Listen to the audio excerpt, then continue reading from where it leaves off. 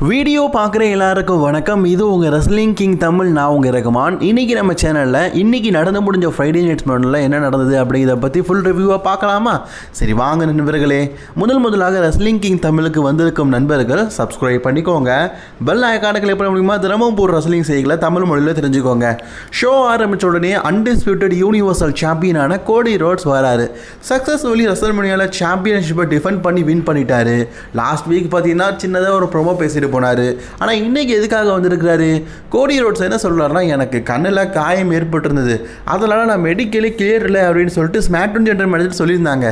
ஆனால் இன்றைக்கி என்ன சொல்லியிருக்கிறாங்கன்னா, இந்த காயம் வந்து நல்லாவே ஆறிடுச்சு, அதனால் கோடி இதுக்கப்புறமா நீ சண்டை போடலாம் அப்படிங்கிற மாதிரி சொல்லிட்டாங்க.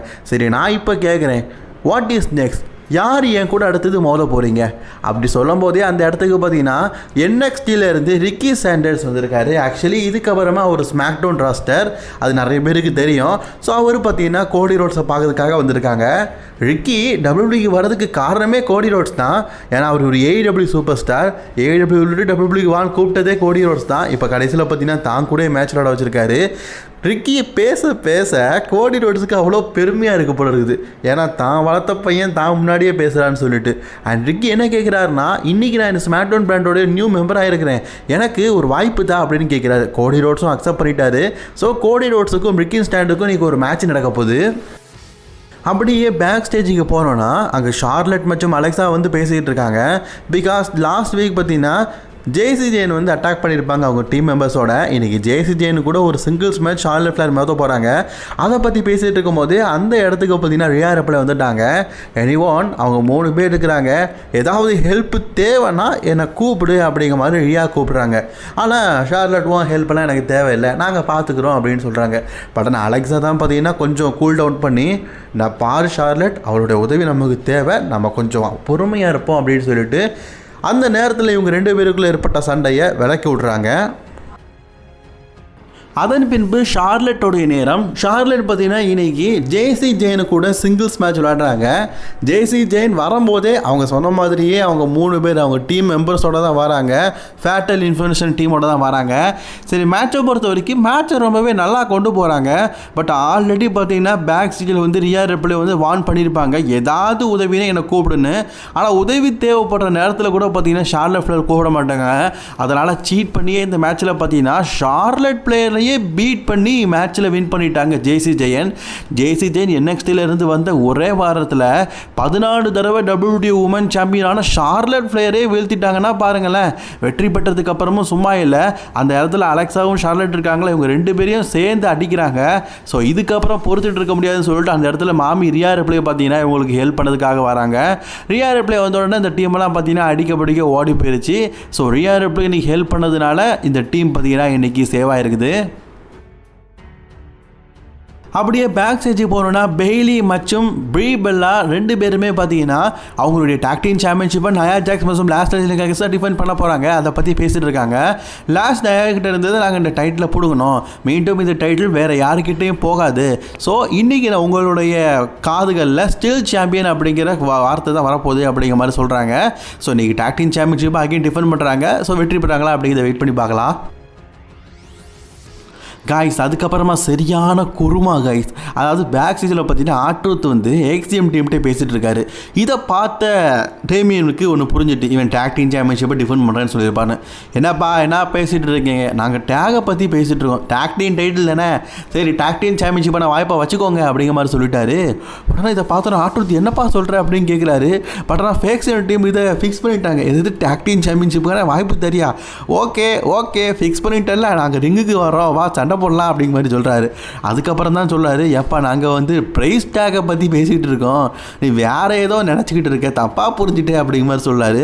பட் இருந்தாலும் டேமியன் பார்த்தீங்கன்னா பரவாயில்ல, நான் நீ டாக் டீம் சாம்பியன்ஷிப்பை டிஃபெண்ட் பண்ணுறேன்னு சொல்லிட்டேன், இப்போ நம்ம டாக் டீம் சாம்பியன்ஷிப்பை டிஃபெண்ட் பண்ணுவோம் அப்படிங்கிற மாதிரி சொல்கிறாரு. டேமியன் ட்ரூத் வீக்லி சாம்பியன்ஷிப்பை டிஃபெண்ட் பண்ணுறாங்களே, டிஃபெண்டிங் சாம்பியனுங்கிறத நிரூபிக்கிறாங்க போல இருக்குது. சரி, அது ஒரு பொருள் இருந்தாலும் ஒரு பக்கம் பார்த்தீங்கன்னா ஃப்ரீ மணி ஃபார் ஹியூமன் அப்படின்னு சொல்லிட்டு ஒரு போர்டு போட்டிருக்கு. ஹியூமன்ஸ் வந்து பணத்தை எடுத்துக்கலாமா. அந்த இடத்துக்கு வந்து டேனோசன் தான் ஹியூமன் இல்லை அப்படி தானே டபிள்யூபிள்யூ காட்டுறாங்க. அவர் வந்து பணத்தெல்லாம் எடுத்துகிட்டு போகிறாரு. இதை பார்த்த மிஸ் பேக் ஸ்டேஜ்லேருந்து பார்த்தியா நான் சொன்னோம்ல ஹியூமன்ஸால் இந்த மணியெல்லாம் எடுக்க முடியாது. அப்போ டேனோசன் வந்து எந்த விதமான மந்திரவாதியும் கிடையாது, அவனுக்கு எந்த பவரும் கிடையாது, அவன் சாதாரண மனுஷன் தான் சொல்லிட்டு அந்த பொட்டியை திறக்க போகிறாரு. அப்படி திறக்கும் போது ஆல்ரெடி அதில் பணம் இருந்தது. இந்த தடவை பார்த்தா மண் இருக்குது. ஒன்றுமே புரியலை. என்னடா அது இந்த மாதிரி ஈவில்களால் வந்து பணத்தெல்லாம் எடுக்க முடியாதுன்னு பார்த்தா பணத்தையும் எடுக்கிறான், விபூதியும் அடிக்கிறான். ஒன்றும் புரியலடா அப்படிங்கிற மிஸ் முழிச்சிக்கிட்டு இருக்காரு. அதன் பின்பு டபிள்யூபிள்யூடைய tag team championship Truth and Damian 2 பேரும் வெற்றி பெற்றதுக்கு அப்புறமா நல்ல டிஃபெண்டிங் சாம்பியனாக இருக்கிறாங்க.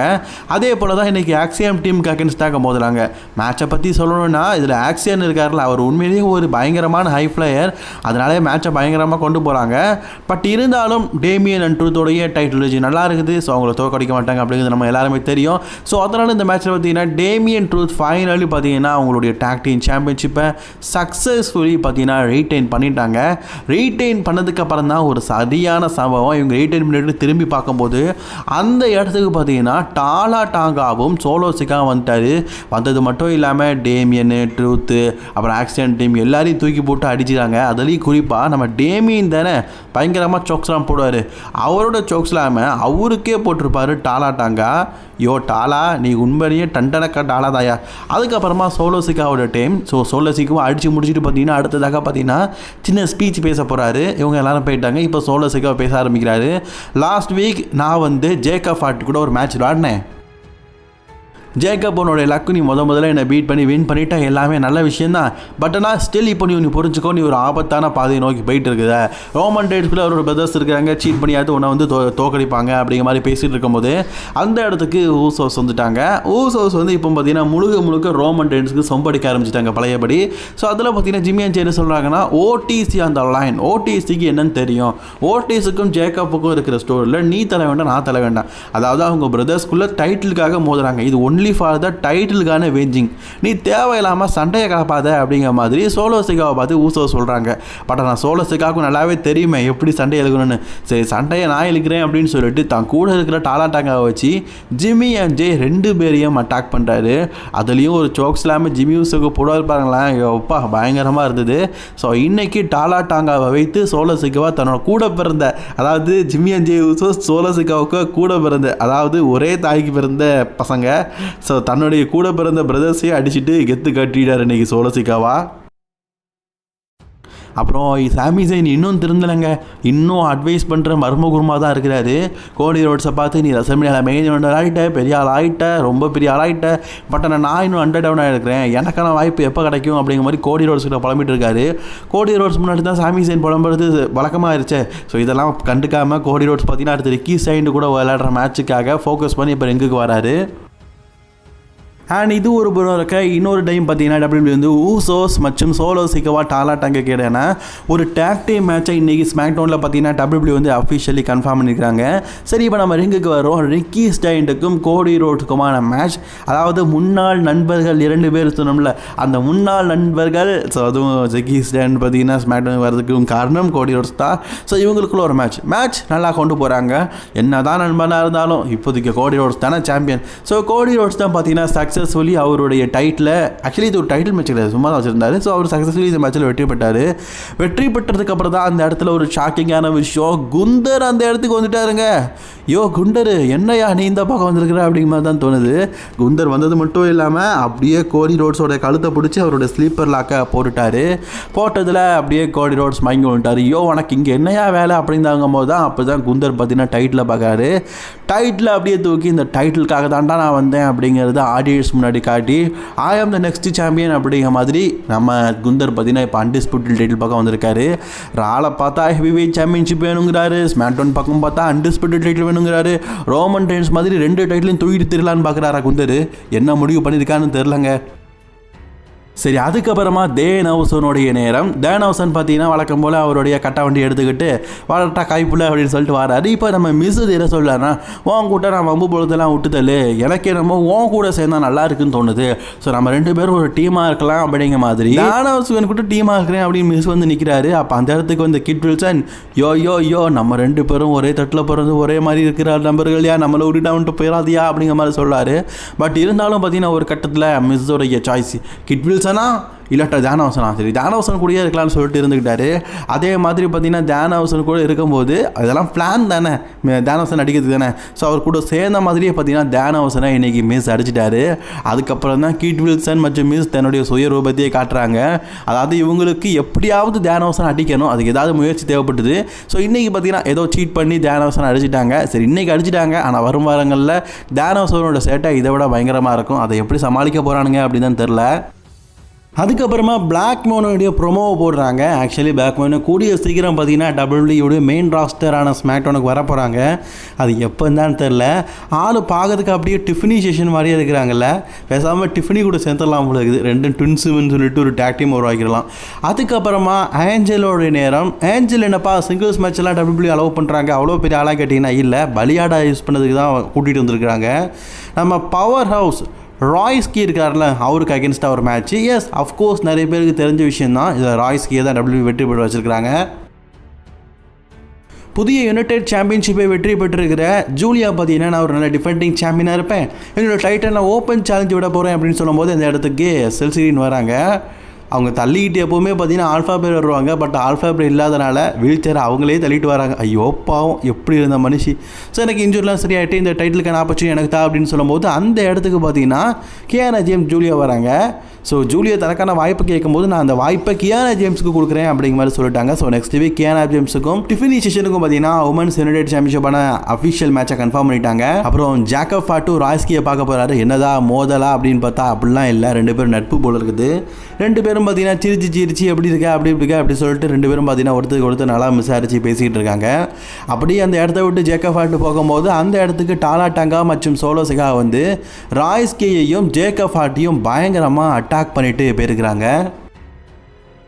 அப்புறம் அந்த ஜிஞ்சர் பிரெட்டுன்னு சொல்லிட்டு ஒரு பிரெட் உண்டுல்ல, அந்த பிரெட்டோடைய சாவு நடக்குது. ஆக்சுவலி அந்த பிரெட்டு ஒரு மனுஷன் போல இருக்குது. அதை நடுசில் நிப்பாட்டிட்டு சாமி ஜெயின் பார்த்தீங்கன்னா அந்த ஆட்களுக்கு முன்னாடி ஹீல் கேரக்டர் பண்ணதை காட்டிலும் பொம்மைக்கு முன்னாடி தான் நல்லா ஹீல் கேரக்டர் பண்ணுவாராம். அந்த ஜிஞ்சர் மேனை நல்லா திட்டிட்டு கையை உடைக்கிறாரு, காலை உடைக்கிறாரு, கொலை பண்ணுறாரு. எப்படி ஜிஞ்சர் மேனை கொலை பண்ணுறாரு? யோ சாமி, உன் ஹீல்டன் தத்தியா, நீ கொலை பண்ணுற அளவுக்கு ஒரு ஹீல்டன் என்ன? நீ கொலை பண்ணுறது ஒரு பொம்மை, அதை உசுட்டு இருக்கிற மாதிரி காட்டுற பத்திரியா, முடியலையா? அப்போ அந்த இடத்துக்கு ட்ரிக் வில்லியம்ஸ் பார்த்தீங்கன்னா காப்பாற்றுறதுக்காக அதான் ஜுவாலியே முடிச்சாச்சு பொம்மைக்கு ஜுவாலியே. ஆக்சுவலி இதெல்லாம் முடிஞ்சதுக்கப்புறம் ட்ரிக் வில்லியம்ஸ் ஒன்று பண்ணுறாருங்க. இந்த ஆபத்தான சுச்சுவேஷனில் எக்ஸிம்பிள் கட்டோம்ல, அந்த எக்ஸிம்பிளை காட்டி ஐயையோ ஜிஞ்சர் பிங்க்மேனுக்கு அடிபட்டுட்டு வந்து காப்பாற்றுங்க அப்படிங்கிற மாதிரி சொல்கிறாரு. யோ அது பொம்மையா ட்ரிக் வில்லியம்ஸு, நீயும் கொஞ்சம் ஓவராக போகிறேன்னு தெரில. நெக்ஸ்ட்டு உமன்ஸ்க்கான டாக் டீம் சாம்பியன்ஷிப் மேட்ச் நடக்க போகுது. அதுக்கு முன்னாடி பார்த்தீங்கன்னா ட்ரிக் வில்லியம்ஸ் வந்து ஒரு அஃபிஷியல் நியூஸ் சொல்லிட்டாரு. சாமி நீ கொஞ்சம் ஓவராக போயிட்டா, ஸோ நான் அசல்மினோட ரீமேட்ச்சுக்கு நான் அக்செப்ட் பண்ணிக்கிறேன், பேக்லாஷில் என்னோட யுனைடெட் சாம்பியன்ஷிப்பை நான் டிஃபெண்ட் பண்ணுறேன் அகெயின்ஸ்ட் சாமி ஜெயின் அப்படிங்கிற மாதிரி சொல்லிட்டாரு. ஸோ சாமி ஜெயினுக்கும் ட்ரிக் வில்லியம்ஸுக்கும் ஒரு மேட்ச் இருக்குது. அப்புறம் டாக்டர்ஸ்லாம் பார்த்தீங்கன்னா இன்றைக்கி ஒரு அஃபிஷியல் நியூஸ் சொல்லிட்டுறாங்க. ஸோ உண்மையிலேயே சுகமான விஷயங்க, ஜிஞ்சர் மேனை காப்பாற்ற முடியலையாங்க, பலத்த காயம்பட்டவர் இறந்து போயிட்டாரு அப்படிங்கிறத சொல்லியிருக்கிறாங்க. ஓ ஜிஞ்சர் மேன் நீ இறந்து போவேன்னு சொல்லிட்டு நான் எதிர்பார்க்கல. அப்புறம் பேஜ் பிரீபெல்லாம் 2 பேரும் டாக் டீமாக இணைந்து நயா ஜாக்ஸ் மற்றும் லாஸ்ட் லெஜெண்டுக்கு இடையில ஒரு டாக் டீம் மேட்ச் விளாட்றாங்கன்னு சொன்னோம்ல, அந்த மேட்ச் நடக்குது. மேட்சை பொறுத்த வரைக்கும் ரொம்ப நல்லா தான் கொண்டு போகிறாங்க. இந்த மேட்ச்சில் பார்த்தீங்கன்னா 2 பேரையும் எப்படி வீழ்த்த முடியாது அப்படின்னு தெரிஞ்சவங்க சீட்டிங் முறையில் பார்த்தீங்கன்னா அந்த ரோலப் முறை இருக்குல்ல, அந்த கரெக்டாக ரிங்கு பக்கத்தில், அதை சீட்டிங் சொல்கிறதா எப்படின்னு தெரில, கரெக்டாக அந்த ரோலப் முறையில் பார்த்தீங்கன்னா அதுவும் கரெக்டாக அந்த ரிங்குக்கு பக்கத்தில் வச்சு பார்த்தீங்கன்னா வின் பண்ணிட்டாங்க. இதில் வின் பண்ணதுக்கப்புறமா நயா ஜாக்ஸும் சரி கமெண்டேஷனும் சரி இது சீட்டிங் முறை தான் வின் பண்ணியிருக்காங்க அப்படின்னு சொல்லிட்டாங்க. பட் ஆனால் இன்றைக்கி டைட்டில் ரீட்டைன் பண்ணது பிரி பெல்லா மற்றும் பேஜ் தான். ஸோ அதுக்கப்புறம் காய்ஸ் நம்ம ஜிஞ்சர் மேன் இறந்து போயிட்டார். ஸோ ஜிஞ்சர் பிரெட் மேனுக்காக நெக்ஸ்ட் வீக் பார்த்தீங்கன்னா டபிள்யூ வந்து ஒரு மெமோரியல் பண்ண போகிறாங்க. இறந்து போனவருக்காக எல்லாருமே பார்த்தீங்கன்னா இரங்கலை தெரிவிச்சுக்குவோம். அதுக்கப்புறமா நெக்ஸ்ட் வீக் பார்த்தீங்கன்னா ஃப்ரைடே நைட் ஸ்மாக்டவுனுக்கு ரிங் ஜெனரல் குந்தர் வராரு.